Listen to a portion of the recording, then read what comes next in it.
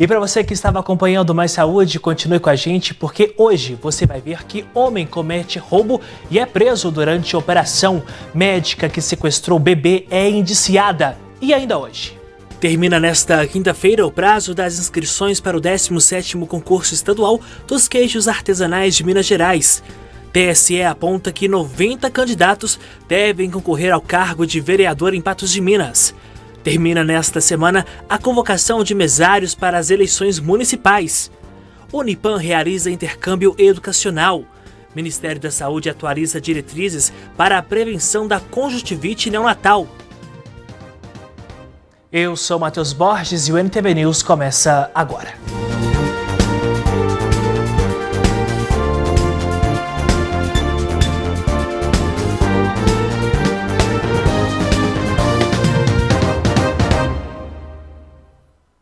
Terça-feira, 6 de agosto, boa noite.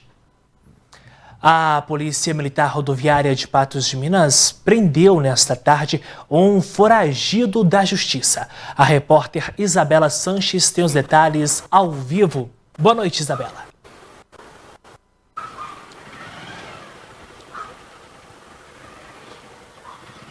Boa noite, Matheus. Boa noite, pessoal de casa. É isso mesmo. Essa terça-feira, a Polícia Militar Rodoviária prendeu um suspeito, um foragido da Justiça, na verdade. Um homem de 46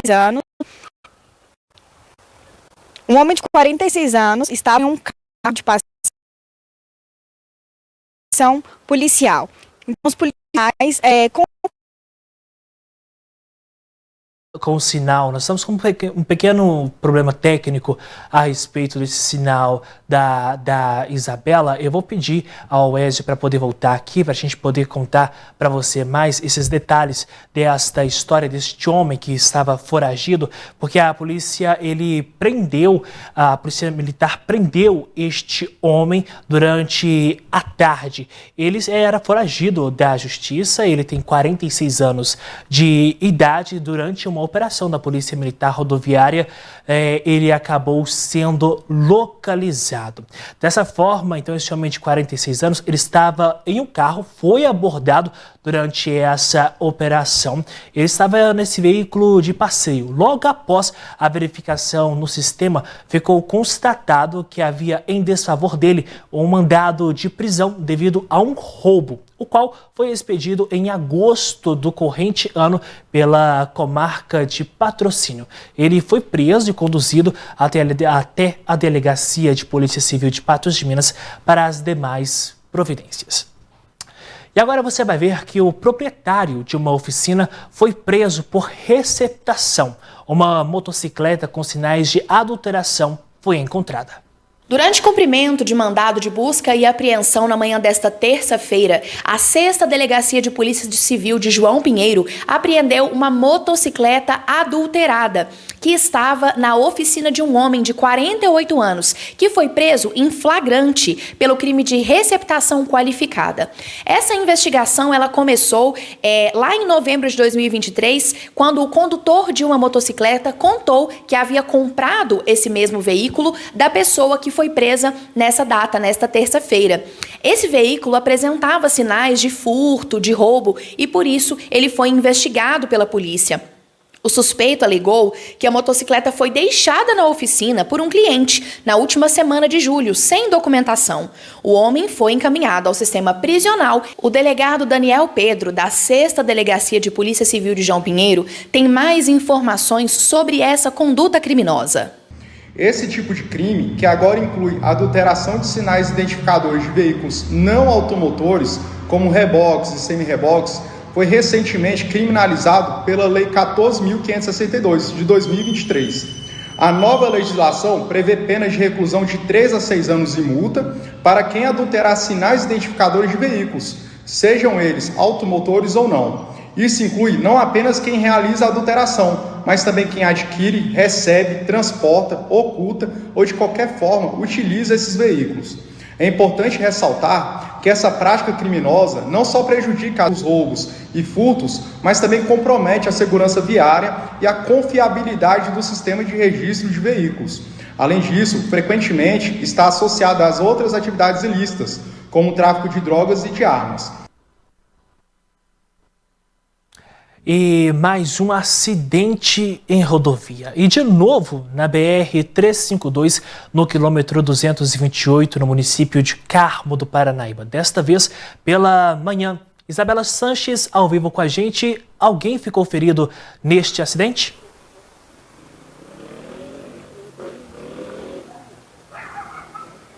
É isso mesmo, Matheus. Uma mulher de 36 anos capotou seu veículo, um Ford Fiesta, na manhã desta terça-feira.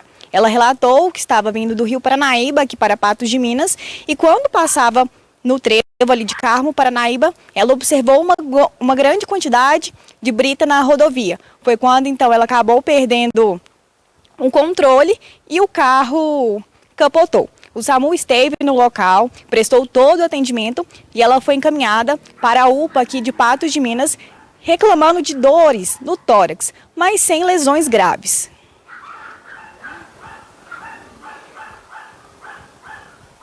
Tá certo, Isabela, muito obrigado pelas informações. Mais um acidente registrado, nas nossas rodovias, lamentavelmente. Isabela, você volta já já, nós estamos conferindo as imagens aí desse carro que acabou capotando devido a essas britas que estavam pela via. Daqui a pouco eu volto com você, Isabela, mas antes agora nós vamos mostrar para você que tem em casa que a médica que levou a bebê recém-nascida do Hospital de Clínicas da UFO em Uberlândia foi indiciada pelo crime de sequestro qualificado.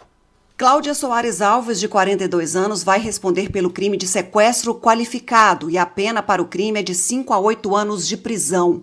A informação é do delegado-chefe da Polícia Civil de Uberlândia, Marcos Tadeu de Brito, responsável pelo caso. A médica está presa na Unidade Prisional Regional Feminina de Orizona, em Goiás, desde o dia 24 de julho, 12 horas após ter sequestrado a recém-nascida do Hospital de Clínicas da UFA, em Uberlândia. A pequena Isabela, com 3 horas de vida, foi levada por Cláudia no dia 23 de julho para a casa dela em Tumbiara, a 134 quilômetros do hospital. Essa mulher que cometeu tal ato, se é que a gente pode chamar de profissional, ela merece responder por todo esse crime, Tamanha frieza, tamanha crueldade. Tá aí o rosto dessa mulher que levou essa criança e com apenas 3 horas de vida, ela roubou essa criança, sequestrou essa criança no Hospital das Clínicas em Uberlândia e agora, enfim, ela vai responder por sequestro qualificado e então que a justiça possa ser feita nesse caso. Olha só, você acompanhando essas imagens, o modo que essa mulher ela anda, a frieza em que ela carrega essa recém-nascida, realmente esta profissional da qual ela atuava, era ela quem estava precisando realmente de passar por todo um procedimento necessário para que pudesse entender, Agora eu vou fazer um rápido intervalo e na volta nós vamos falar sobre a 17ª edição do concurso estadual dos queijos artesanais de Minas Gerais. Voltamos já.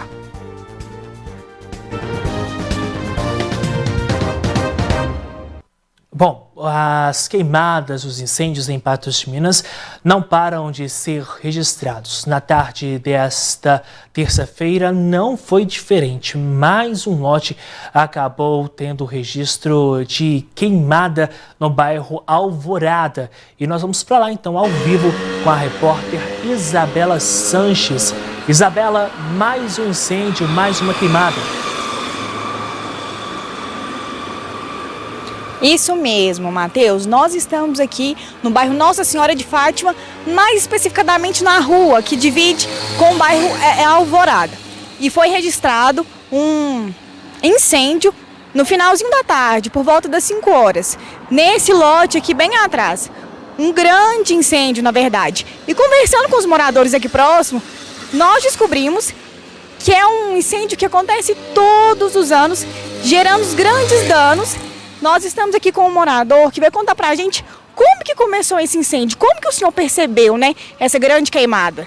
Eu estava lá em casa, aí eu escutei o estrago do fogo lastrando, né? Aí eu saí pro portão, aí eu olhei pra cá, o fogo estava lastrado já tinha um prazinho, estava queimando. Aí meu cunhado chegou da rua, de moto, eu chamei, vamos lá para nós ver a queimada? Ele falou assim, vamos. Aí quando nós chegou aqui, já veio o trem pegando fogo, o mato aqui do lote. Então que eu acho que esse tinha que ter mais cuidado, o pessoal da prefeitura, cobrado, que só o que é o dono desse lote aqui, para limpar aqui, porque está atrapalhando a visão do pessoal aqui, parece caranguejo, cobra, escorpião nos lotes aqui. E no outro lote de frente aqui, que é do dono também, está aqui do outro lado, também está puro mato e puro cachorro lá, e está mal zelado. Então tá por qualquer hora, nós topar com a cobra, pegar nós aqui e caçar um jeito de correr atrás desse recurso, o prefeito, ver o que pode fazer para nós aqui, entendeu? O senhor que é um morador aqui já da área, né, há muitos anos, também relatou que todo ano acontece um incêndio no mesmo lote, é isso mesmo? Todo ano, nesse dia de hoje, até no começo de setembro, eles estão colocando fogo aqui. Então, geralmente, eles não estão olhando esse lado aí, o prefeito, os vereadores, o pessoal da vigilante. Então, eles tinham que caçar um jeito de corrigir esses lotes mais que estão sujos aí, que eles estão colocando fogo, que é proibido de fazer queimado. Mas dentro da cidade já está fazendo queimado. O que vai acontecer? Daqui a uns dias está pegando fogo nas fiações de energia aqui, nós vamos ficar sem energia no bar aqui. Então eles têm que correr atrás e ver quem que é o dono desse lote e caçar um jeito de multar eles e levar esse lote sempre limpo. Muito obrigada, Aguinaldo, pelas informações. Eu volto com você, Matheus. Muito obrigado, Isabela, pelas informações. E a grande indagação que fica, né, como esse senhor disse, o Aguinaldo disse, a respeito da quantidade, né? Todo ano o mesmo incêndio, a mesma queimada, o mesmo fato vem se acontecendo. Ele chama a atenção aí das autoridades. Mas o grande indagamento que fica é esse fato aí, ó, a queimada, não acontece perto da casa das nossas autoridades. Talvez seja por isso que não tenhamos soluções, fiscalizações há tanto tempo que são prometidas, né? Há quanto tempo são prometidas soluções para esse tipo de caso aqui em Patos de Minas? Ainda bem que temos o Corpo de Bombeiros que age rapidamente para apagar, debelar todas essas chamas. Bom, agora a gente muda de assunto porque termina nesta quinta-feira o prazo das inscrições para o 17º concurso estadual dos queijos artesanais de Minas Gerais. A inscrição é gratuita e aqui na bancada está o Anderson, ele que é zootecnista da Emater, responsável pelo atendimento aos produtores de queijo. Anderson, uma boa noite para você e eu já começo com a pergunta que é dúvida para muitas pessoas. Quais são os critérios para participar do concurso? Boa noite mais uma vez, bem-vindo ao News. Boa noite, Matheus. Muito obrigado pela oportunidade de trazer a Emater para esse canal bem visto na região. E respondendo a sua pergunta, primeiramente tem que ser produtor de queijo. Esse é o principal critério. Esse é um dos principais critérios. O segundo é estar registrado, uma habilitação sanitária que é conferida por alguns órgãos de inspeções de produtos de origem animal e no Brasil, seja no município, ou seja dentro do estado. Esses critérios, de que forma que eles são avaliados, Anderson? Sim, logicamente. A produção de queijo hoje está muito madura no critério formalização. Hoje a gente tem várias leis, tanto federal como estadual, que prevê as boas práticas de fabricação, que prevê as boas condutas aos animais que são criados. E o produtor de queijo hoje, se quiser habilitar, tem que, primeiramente, procurar a Emater, que é o nosso braço forte aí no campo, e, segundamente, se adequar às legislações pertinentes e vigentes. E os fiscais, trabalhamos juntos com eles têm uma conduta muito educativa que está ajudando a desmistificar aquele vilão da fiscalização. Prova isso é que hoje, no município, a gente tem um consórcio interestadual de municípios, o CISPAR, que tem feito excelente trabalho junto conosco nas questões de habilitações sanitárias. E é extremamente importante porque dessa forma a gente vai fomentando ainda mais esse cenário. E prova disso, Anderson, é que em maio, Patos de Minas sediou a etapa regional. Ao todo foram 19 municípios da parte ali que corresponde ao Cerrado, com foco já nesse concurso estadual, não é mesmo? Certamente, Matheus. Vale frisar que no Alto Paranaíba a gente tem 2 regiões caracterizadas e regulamentadas nas leis do queijo, Serra do Salitre e o Cerrado propriamente dito. O Cerrado engloba 19 municípios, desde Patos a São Gonçalo da Baeté, Vazante, São Gotardo. E nessa amostra regional que a gente teve em maio, que coincidiu com a abertura da Finamilho, que foi casada com os pratos típicos, a gente teve o evento em si, o julgamento e a classificação de 5 produtores para essa etapa estadual que vai acontecer agora no município de Cerro. Então, nós já temos 5 classificados. E, Anderson, como a gente dizia, esse é um momento lógico de valorizar ainda mais esse produto que a gente tanto gosta. Certamente, Matheus. Além de garantir uma segurança alimentar, uma queijaria inspecionada pelo Serviço de Inspeção de Produtos de Origem Animal valoriza a cultura, gera renda, fixa o produtor no campo, dá perspectiva à sua sucessão familiar.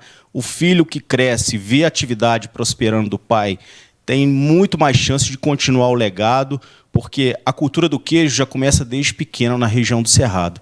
Outras regiões são diferentes, é um outro perfil de produtor, mas que vale salientar que a região do Cerrado tem como marca isso, essa tradição de passar de geração em geração esse modo de fazer o queijo artesanal. E por falar em geração, a gente tem registrado um aumento no setor do queijo, né, no aumento da queijaria com selos em todo o estado de Minas Gerais. Correto, Matheus. A Emater, junto com o governo do estado, tem fomentado muito esse programa aí de regularização.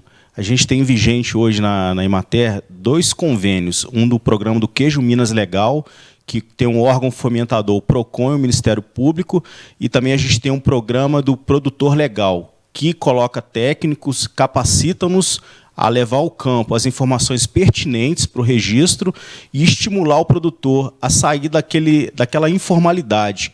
Ou seja, ele saindo da informalidade, tem perspectiva de melhorar sua renda, de tirar o atravessador como o comprador exclusivo da sua produção e começar a visitar regiões onde ele jamais sonharia visitar. Por exemplo, esses 5 nossos produtores que vamos levar para o concurso, eles jamais conheceriam Cerro se não fosse por esse concurso estadual. Esses 5 que levaremos para o concurso estadual são de um único município, porque ao todo são 19, né? Correto, Matheus. A gente tem o privilégio de ter classificado 3 do Carmo do Paranaíba, 1 de Patrocínio e 1 do Cruzeiro da Fortaleza. São excelentes produtores, referência em qualidade. E seus queijos, eu não me atrevo a falar sobre cada um, porque eu estaria cometendo uma injustiça de classificar, mas são todos saborosos. E a gente quebra aquele paradigma, e só a canastra faz o queijo artesanal saboroso. Eu me arrisco a me dizer e me atrevo a dizer que o nosso Cerrado não perde em questão nenhuma para o queijo da canastra. É uma delícia realmente. Então, quem é produtor pode participar? De que forma? Essa 17ª edição traz qual premiação para o produtor? O regulamento foi instituído da seguinte forma, Matheus. Houve a etapa regional, classificou 5. E os municípios que não tiveram a possibilidade de ter etapa regional, porque é um critério. Na etapa regional, no mínimo, tem que ter 5 produtores habilitados. O exemplo disso é a Serra do Salitre. Nós não tivemos 5 registros ativos para iniciar um concurso regional lá. Mas o artigo 6º, que prevê os critérios de participação do concurso, abriu brecha para as queijarias registradas, desde que na sua região não houve a etapa regional. E esses produtores da Serra do Salitre vão poder participar também na etapa estadual do Cerro. Acontece quando? A etapa estadual do Cerro começa dia 23 de agosto, o julgamento, e a premiação é dia 30 de agosto, com um gap de 1 semana de intervalo entre o julgamento e a premiação em si. Então, Vamos torcer para que os nossos queijos sejam premiados. Anderson, muito obrigado pela sua participação aqui no NTV News e parabéns pelo trabalho na Emater. Eu agradeço e louvo a Deus por essa oportunidade, que sem ele a gente não estaria nesse caminho e ajudando a tirar o produtor da informalidade, dando uma perspectiva, uma dignidade do seu produto. Muito obrigado. Certeza. Parabéns a todos da Emater. É um prazer, inclusive, termos a parceria NTV e Emater com Minas Rural sendo exibido aqui na nossa programação. E a gente agora vai fazer um rápido intervalo e na volta você vai ver que termina nesta semana a convocação de mesários para as eleições municipais de 2024. E TSE aponta que 90 candidatos devem concorrer ao cargo de vereador em Patos de Minas. Agora são 7h e 24 minutos nesta nossa primeira edição e a gente fala agora das eleições municipais de 2024.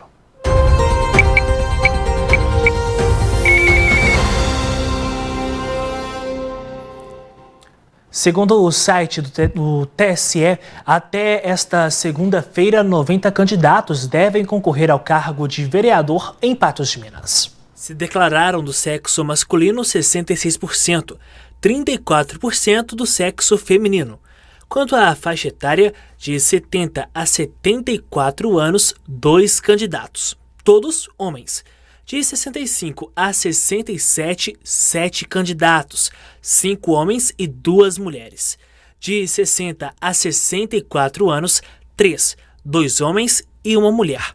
55 a 59 anos, 14 candidatos, 8 homens e 6 mulheres. De 45 a 49, 8 candidatos, 5 homens e 3 mulheres. De 40 a 44, 16, sendo 7 mulheres e 9 homens. De 35 a 34, 10, 8 homens e 2 mulheres. Já de 30 a 34 anos, 6 candidatos, 4 homens e 2 mulheres. De 25 a 29, 6 candidatos, 3 homens e 3 mulheres. Já de 21 a 24, 3, 1 homem e 2 mulheres.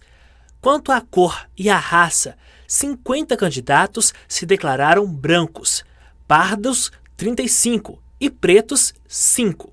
Já quanto ao estado civil, 30% são solteiros, o que corresponde a 27 candidatos, 1% separado judicialmente, uma pessoa, 14% divorciados, 13 pessoas, 50% são casados, o que corresponde a 45, 4% viúvo, 4 pessoas.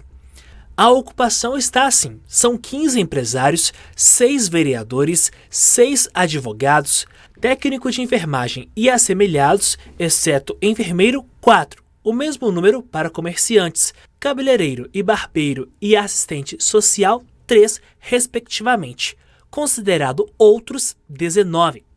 Quanto à escolaridade, 35 candidatos possuem superior completo, ensino médio completo, 26, ensino fundamental incompleto, 12, superior incompleto, 8, ensino fundamental completo, 5 e ensino médio incompleto, 4.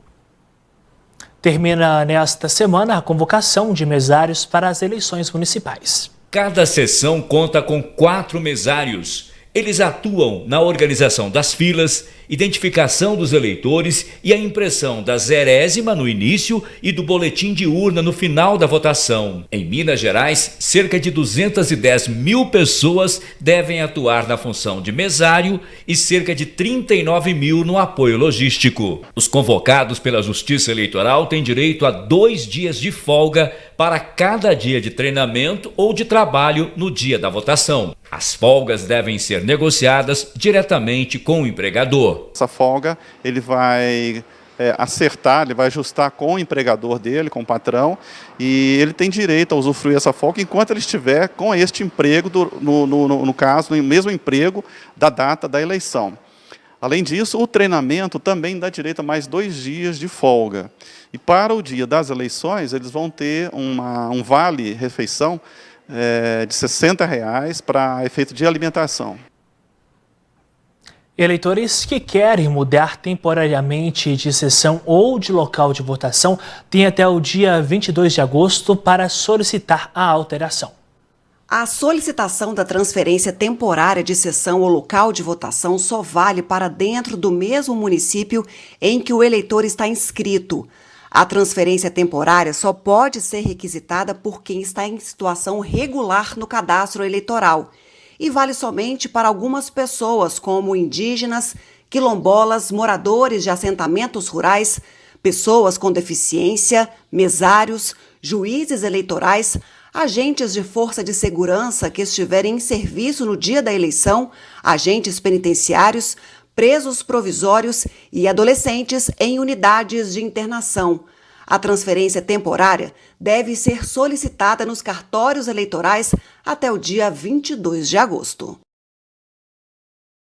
E olha só, há uma resolução do Tribunal Superior Eleitoral que garante a preferência na ordem de chegada na fila de votação para quem é doador de sangue.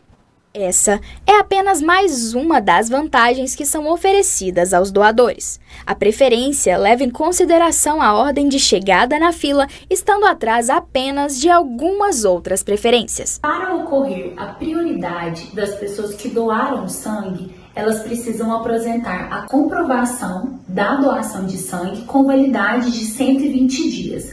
É importante ressaltar que mesmo com a prioridade por ser doador de sangue, tem outras categorias que possuem prioridade em detrimento aos doadores, sendo elas: a primeira categoria são os idosos, pessoas com 60 anos ou mais. Essa garantia é assegurada pelo Estatuto do Idoso. A segunda categoria são as pessoas com deficiências ou mobilidade reduzida. A deficiência ela pode ser física, mental ou alguma mobilidade reduzida.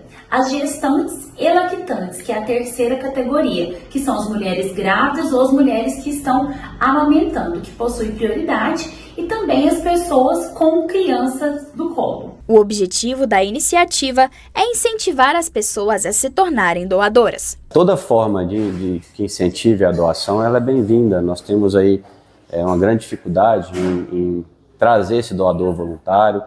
E todas as vezes que nós temos algum tipo de manifestação, seja através de algum benefício, seja através de algum evento na rede social para ajudar uma outra pessoa, isso tem um impacto direto na nossa coleta. Por mais que essa prioridade seja pouco divulgada, é direito do doador. Para ter acesso ao benefício, basta apresentar ao mesário da sua sessão eleitoral o comprovante com validade de 120 dias que é entregue no próprio Hemocentro. Esse comprovante deve ser válido e emitido por uma instituição reconhecida de coleta de sangue dentro do período de 120 dias. É importante que os mesários, os fiscais e todas as pessoas que trabalhem no dia da eleição tenham conhecimento dessa recente medida adotada pelo Tribunal Superior Eleitoral. Esse comprovante ele recebe no dia que faz a doação de sangue. Ele pega aqui junto com a gente no término da doação, tá? Esse comprovante foi fornecido após o término. Ele tem que ter doado. Se ele teve uma tentativa de doação, mas não fez a doação, ele não serve como comprovante. Pode tentar outras vezes. O Hemocentro de Patos de Minas realiza diversas campanhas durante todo o ano em busca de alimentar os estoques de sangue que insistem em se manter baixos, mesmo com a dedicação das equipes de coleta. Há 15 dias, fizemos a primeira coleta em Paracatu, de um posto de coleta externa, que foi aberto lá pelo Hemominas. Então, nós vamos fazer coletas quinzenais na cidade de Paracatu, e isso vai facilitar muito, aumentando o nosso número de coletas e principalmente evitando, né, o transporte, a vinda dessas pessoas para Patos. Amanhã, nessa sexta-feira, tem mais uma coleta e nós pretendemos aí até o final do ano manter algo regular. Isso vai ajudar demais nos nossos estoques e também trabalhamos com outros parceiros, né? Sábado agora nós vamos a São Gotardo fazer uma coleta externa. A nossa unidade vai à cidade de São Gotardo para fazer algo previamente agendado. Esperamos voltar de lá com mais de 100 bolsas, essa é a nossa expectativa. Então nós trabalhamos muito com os parceiros que são as empresas, nós temos um trabalho junto às cooperativas, tudo isso aí fortifica nossos estoques. Se não fossem esses parceiros, nós teríamos grande dificuldade de manter nossos estoques aqui viáveis. Essa é a NTV nas eleições de 2024.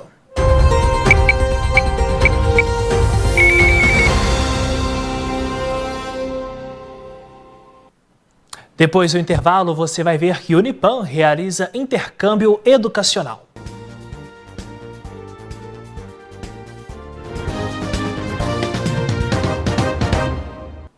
O Centro Universitário de Patos de Minas recebeu alunos da Costa do Marfim e do Gabão, um intercâmbio educacional. O Unipan, em parceria com o Instituto Daniel Franco, iniciou um projeto que visa não só enriquecer a formação acadêmica dos estudantes africanos, mas também fomentar a troca de cultura e do desenvolvimento de práticas inovadoras nas agrociências. Nós já recebemos aqui alunos internacionais, vale lembrar que nós temos hoje alunos do Panamá, mais de 60 alunos que fazem curso de graduação conosco. No ano passado, além de alunos panamenhos, também recebemos alunos da República Dominicana para cursos de extensão. E agora, por intermédio do Instituto Daniel Franco, recebemos os nossos alunos do Gabão e da Costa do Marfim. O Instituto Daniel Franco faz toda essa correlação, né, com o processo de internacionalização com o Unipan, fazendo essa parceria e principalmente agregando em Patos de Minas e aqui no Centro Universitário essa probabilidade de vir alunos para ter conhecimento, estudo e aprendizado na nossa cidade. Durante 3 meses, os alunos estarão envolvidos em 2 cursos de extensão: Introdução às Agrociências e Aprofundamento em Temas de Produção Animal e de Produção Vegetal. Eles foram escolhidos pelos países que nos solicitaram o envio de estudantes. Nós temos muitas semelhanças, né, o Brasil e o continente africano, no que diz respeito a clima, a terra, solo. Então, e também somos referência. Vale lembrar que o Brasil é referência na área de agricultura, na área de produção animal. A nossa região se destaca muitíssimo, né, na agropecuária, enfim, na agricultura. Então, nós fomos escolhidos, eles escolheram esses 2 cursos por causa disso. Esse projeto não é apenas um intercâmbio acadêmico, mas uma chance para construir ponte entre continentes e promover o desenvolvimento global. A presença de alunos da Costa do Marfim e do Gabão no Unipan reflete a crescente importância da educação internacional e a busca por soluções para desafios globais através do conhecimento compartilhado. Et donc, nous avons été sélectionnés par le gouvernement pour être donc ces étudiants qui devraient venir donc recevoir la connaissance ici au Brésil, donc bénéficier donc de l'expérience du Brésil, que nous devons donc recevoir et aller donc traduire en actes dans notre pays respectif. Nós fomos selecionados pelo governo do Gabão enquanto estudantes para vir e coletar essas informações e aprendizados ofertadas pelo Brasil e traduzir esse aprendizado em atos quando voltarmos ao Gabão. O evento de recepção também marca um momento de celebração e de fortalecimento dos laços internacionais, com a participação de autoridades, além dos anfitriões do Unipan e do Instituto Daniel Franco. La coopération entre le Gabon et le Brésil existe depuis, mais c'est la première fois que nous entrons dans une expérience qui va permettre donc de pouvoir avoir quelque chose de concret, notamment déjà la formation. Nós sabemos que o Brasil tem a expertise necessária para poder ajudar o desenvolvimento do Gabão e nós queremos aproveitar destes conhecimentos através dos recursos humanos para poder promover o desenvolvimento do Gabão. Ainda hoje você vai ver que o Ministério da Saúde atualiza diretrizes para a prevenção da conjuntivite neonatal. O Ministério da Saúde divulgou nesta terça-feira nota técnica que atualiza diretrizes para a prevenção da conjuntivite neonatal, infecção ocular que acomete a conjuntiva, melhor dizendo, de bebês entre 24 horas e 1 mês após o nascimento. Conjuntiva é a membrana que reveste a pálpebra e se retrai para cobrir a esclera, que é a camada fibrosa, resistente e branca que cobre o olho até a extremidade da córnea. No documento, o Ministério orienta a substituição do nitrato de prata 1% por hidrocodivona de 2,5%. Vamos a mais notícias desta terça-feira. Foi aprovado o projeto de lei na Comissão de Assuntos Econômicos do Senado que isenta o pagamento do FGTS e do INSS de aposentados que venham a ser contratados para empregos formais. Desta forma, a isenção do Fundo de Garantia por Tempo de Serviço e da contribuição previdenciária de aposentados contratados, desde que as empresas aumentem o número de funcionários. Além disso, limita o benefício a 5% do total de empregados, considerando a folha de pagamento no ano anterior ao da contratação. 6 em cada 10 escolas de ensino fundamental e médio adotam regras para uso de telefone celular pelos alunos, permitindo que o aparelho seja usado apenas em determinados espaços e horários. Em 28% das instituições educacionais, o uso do dispositivo pelos estudantes é proibido, segundo aponta a pesquisa TIC Educação 2023, lançada na terça-feira pelo Comitê Gestor da Internet no Brasil. O levantamento foi realizado junto a 3.001 gestores de unidades de ensino, tanto urbanas como rurais. As cooperativas de crédito cresceram acima da média do Sistema Financeiro Nacional em 2023 e já operam em 57%, ou 3.177 cidades brasileiras, 97 municípios a mais que no ano anterior. Por outro lado, 32 municípios deixaram de ser atendidos por agências e postos de bancos no ano passado. Conforme levantamento do Banco Central, são atendidos 17,3 milhões de cooperados, que são, ao mesmo tempo, donos e clientes de cooperativas de crédito. O panorama do Sistema Nacional de Crédito Corporativo ainda destaca que as cooperativas alcançaram 731 bilhões de reais em ativos, após crescimento de 23,9% em 2023.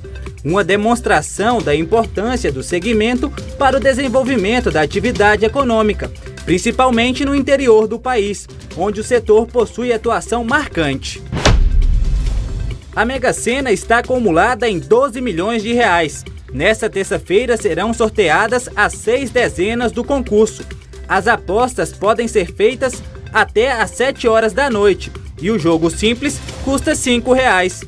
Caso apenas um ganhador leve o prêmio principal e aplique todo o valor na poupança, receberá R$ 71,5 mil de rendimento no primeiro mês, segundo a Caixa. Nós estamos na Semana Mundial do Aleitamento Materno, um evento vital que faz parte da campanha Agosto Dourado. O aleitamento materno é amplamente reconhecido como a forma mais saudável e natural de alimentar um bebê. A Organização Mundial de Saúde e o Ministério da Saúde recomendam que os bebês sejam amamentados exclusivamente com leite materno durante os primeiros 6 meses de vida e depois continuem a ser amamentados com a introdução de alimentos complementares até pelo menos 2 anos de idade. Esta prática oferece uma série de benefícios, tanto para a mãe quanto para o bebê. Ter acesso à informação faz com que a gente se sinta minimamente mais segura para lidar com eventuais situações. Então eu fiz alguns cursos, de primeiros socorros para recém-nascido, primeiros cuidados e entre eles um curso de amamentação. Então, além disso, eu tive acesso à doula, que me deu um suporte, não só no pós-parto, e profissionais que no hospital eu brinco que foram praticamente consultores de amamentação. A amamentação ainda oferece diversos benefícios à mulher, reduz os riscos de hemorragia no pós-parto e diminui as chances de desenvolver câncer de mama, ovários e colo de útero no futuro. Além disso, fortalece o vínculo entre mãe e filho. Pensar na amamentação para mim é pensar nessa relação entre mãe e filho, que começa no ventre e que se estende aí assim que a criança nasce, por uma esterogestação e permanece nessa construção de vínculo a partir desse amamentar, A construção dessa possibilidade de olhar no olho do seu filho, de ser alimento, de nutrir com vida e com carinho, com afeto, com amor, ela é muito importante. A relação entre mãe e filha, ela já é muito simbiótica, naturalmente, né? Não é à toa que eles sentem muito daquilo que a gente está sentindo, eles se relacionam conosco, ainda sem falar, com os gestos. E o amamentar é um dos movimentos que mais possibilita, né, esse vínculo. A amamentação é uma prática fundamental para a saúde e bem-estar de mães e bebês, mas não está isenta de desafios. Problemas comuns enfrentados pelas mães incluem dificuldades com a pega do bebê, que pode causar desconforto, e a produção insuficiente de leite. Além disso, o retorno ao trabalho pode complicar o processo, especialmente se não houver suporte adequado. Para superar esses desafios, é recomendado buscar a orientação de um profissional da área, como, por exemplo, de um fonoaudiólogo. O suporte emocional de familiares e amigos é fundamental para o bem-estar da mãe. O ideal é que a amamentação seja exclusiva até os 6 meses de idade, né? O aleitamento materno. E a fono vai facilitar esse processo, porque para muitas mães é um pouquinho doloroso, né? Às vezes não consegue a pega correta, então temos que fazer a avaliação do freno lingual para ver como que está a questão da linguinha, se tem a famosa linguinha presa que está atrapalhando nessa sucção. Então a fono, no principal, vai trabalhar o posicionamento, a sucção, porque a articulação envolve todos esses processos, né? De língua, lábios, bochecha. Então, quando o bebê suga o seio da mãe, ele está trabalhando todo esse processo para manter um equilíbrio entre a respiração nasal e esses órgãos fonoarticulatórios. E assim vai promover o desenvolvimento da fala futuramente. 7h49, a gente volta agora a falar de eleições.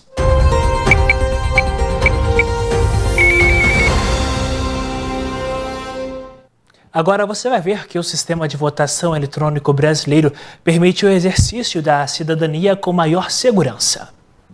Durante a votação.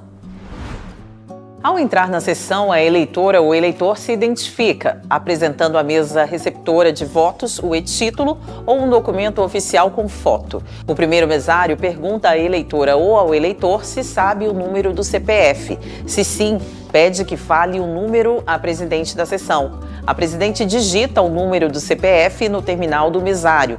Caso o número tenha zeros à esquerda, eles não precisam ser digitados. Após a confirmação, lê em voz alta o nome da pessoa e o número de sequência no caderno de votação.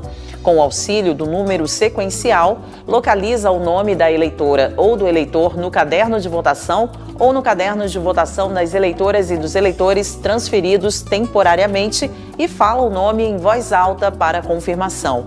Confere com os dados do documento, nome e foto e marca o comprovante para destacá-lo posteriormente. Para facilitar a busca, os cadernos de votação exibem no alto da página à direita as iniciais dos nomes da primeira e da última pessoa de cada folha.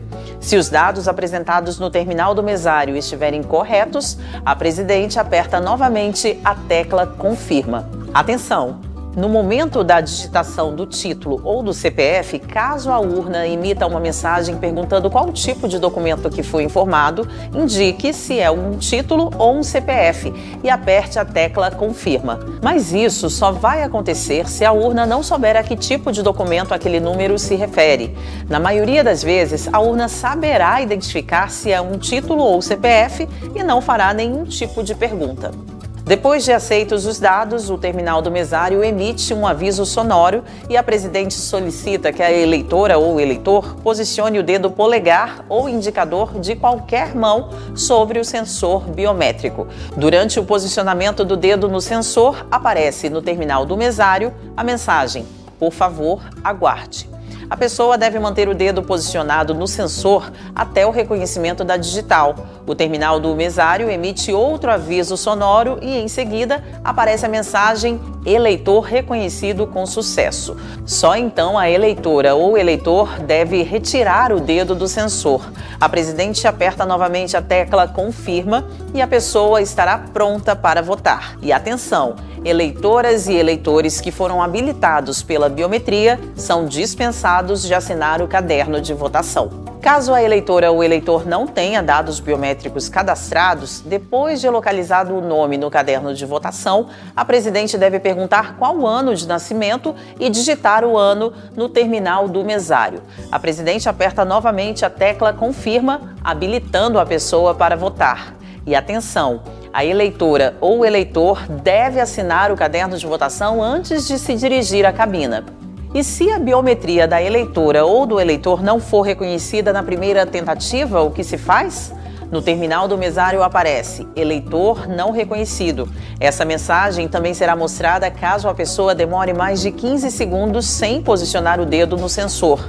Após a mensagem, a presidente aperta confirma para iniciar uma nova tentativa de leitura da digital. Mas antes, veja se não é o caso de conferir se houve erro na localização da pessoa no caderno de votação. Se os dados estiverem corretos, esse procedimento pode ser repetido mais 3 vezes e a presidente, inclusive, deve sugerir que posicione outro dedo no sensor. Se, mesmo assim, depois das 4 tentativas, a urna não tiver reconhecido as digitais, pergunte à pessoa o ano de seu nascimento e digite no terminal do mesário. Estando certa a informação, a presidente coloca a sua digital no sensor do terminal do mesário e a pessoa já pode votar. E se o ano de nascimento não for o mesmo registrado na urna?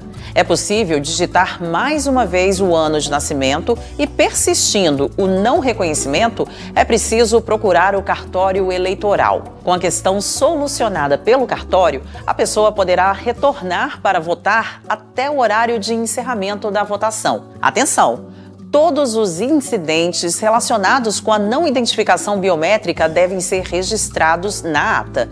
E muita atenção, é proibido entrar na cabina de votação com telefone celular, tablet, máquina fotográfica, filmadora, equipamento de radiocomunicação ou qualquer outro dispositivo que possa violar o sigilo do voto. Esses aparelhos devem ser desligados e, junto com os demais pertences da pessoa, ficar em lugar visível para ela e para a mesa receptora e serão recuperados depois de concluído o voto.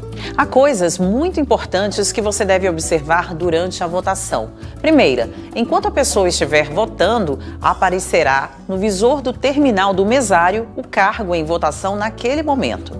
Dessa forma, ela poderá ser auxiliada caso apresente alguma dificuldade sem que ninguém tenha que se dirigir à cabina.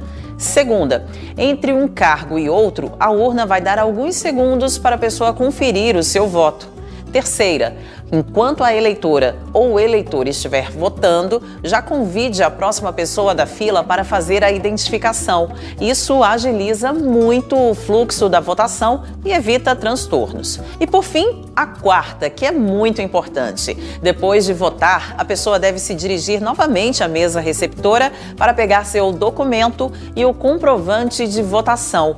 E não se esqueça de lembrá-la de que ela deve pegar também o seu celular e os demais pertences. É importante verificar ao longo do dia se a cabina e a urna permanecem em ordem. Para isso, o terminal do mesário periodicamente emitirá lembretes para que a mesária ou o mesário façam vistorias.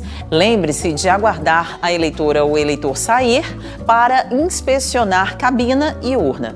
Retire todo o material indevido, santinhos, papéis e outros objetos esquecidos ou deixados na cabina e comunique ao cartório eleitoral caso haja indícios de violação da urna ou qualquer outra ocorrência que prejudique ou interfira na votação. Bom, pode acontecer também de a eleitora ou o eleitor estar fora do município onde vota no dia da eleição. Aí poderá justificar a ausência em qualquer sessão eleitoral. A justificativa também pode ser feita no aplicativo e-Título, mas caso a pessoa compareça na sessão eleitoral, ela poderá justificar a ausência do mesmo jeito. Funciona assim: o formulário Requerimento de Justificativa Eleitoral, o RJE, tem que estar preenchido com os dados da pessoa. A mesária ou o mesário verifica se todos os campos estão preenchidos, como nome completo, número do título eleitoral e o ano de nascimento. Confere se a pessoa está portando um documento de identificação oficial com foto. Dita o número do título para quem está como presidente, que digita o número do título no terminal do mesário e aperta confirma. No terminal do mesário, aparece a mensagem de que o eleitor não pertence à sessão. A presidente ou o presidente aperta novamente confirma para efetivar a justificativa e o sistema solicitará os 4 dígitos do ano do nascimento. A mesária ou o mesário anota no comprovante a unidade da federação, a zona eleitoral e a seção de entrega da justificativa e assina entregando o canhoto. Fique atento, só é possível justificar a ausência com o número do título eleitoral. A justificativa não pode ser feita com o número do CPF.